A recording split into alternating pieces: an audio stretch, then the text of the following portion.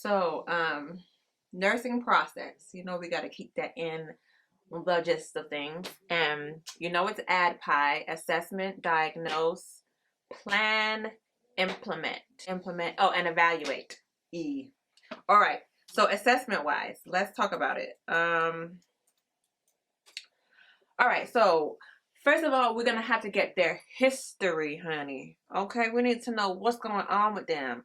All right. We need to get we need to get a thorough medical history, because the cause of delirium is often associated with medical illness, right? Alcohol and other drugs. So we need to obtain a thorough medical history to see what's going on here, because it's not looking right. It's not looking right now. We're going to look at their general appearance, their motor behavior, um, if they have a disturbed psychomotor behavior, maybe possible speech problems.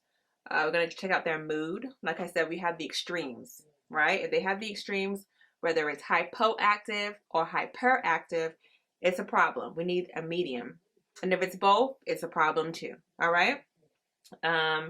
And the family member might tell us about the different mood swings. They might not tell us, but if we ask, the wife, or we ask the daughter, they might be able to lead us in the right direction when it comes to these mood swings, because maybe the individual themselves don't even know that they have these mood swings. Who knows, Let's see here.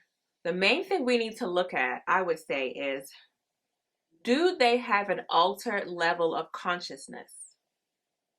Do they have an altered level of consciousness that fluctuates? So it's up and it's down, it's up and it's down, it's not consistent. We can compare between delirium and dementia. Dementia doesn't fluctuate. So that's the key piece when you're looking at the difference between dementia and delirium. You want to look at that level of consciousness and see if it's fluctuating. Is it going up and down, up and down? All right, because if it is, then that would really steer towards the delirium side and not the dementia side, because with dementia, altered level of consciousness does not fluctuate. Attention deficits, like I said, very fidgety, agitated. We need to look at that. Judgment and insights are often impaired, so they can't really judge right. Of course, if you're not in the right mental status, then you're not going to make the right judgments. Like I said, we said safety problems, risk for falls. Like, what are you doing? Sit your behind down. Okay, you are not at your right state of mind. Your level of consciousness is fluctuating. Like, we need to make sure we're watching out on these things. They might have an inability to fulfill their normal roles. If your mom, you can't really do your mom duties. If your dad, you can't do your daddy duties. Like, they have a hard time fulfilling their duties and roles. And then they might have issues of self-concept. Because they're like, hold up, I don't normally act like this. Why am I doing all this?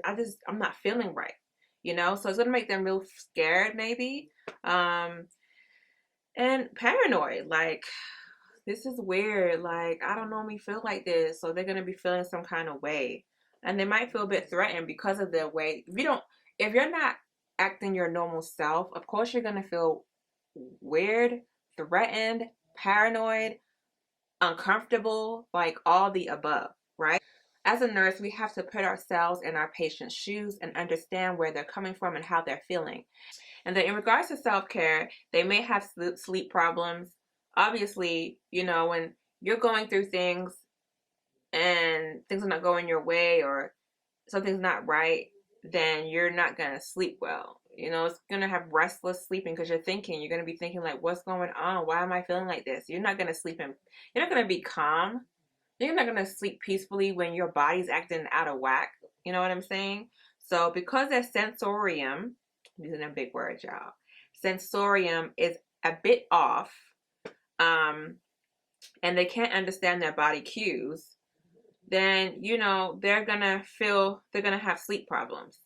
And then you gotta think about it, like, to understand it more, like, think about whenever you're feeling something, like you wake up one day and you're just agitated and you're just mad and you're just annoyed and you don't know why.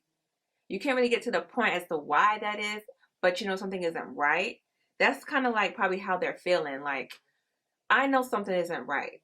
I don't know what it is, but I know this is not how I usually am. You know what I'm saying? So, uh, be looking at that while doing your assessment and find out if they're having those type of feelings while doing the assessment.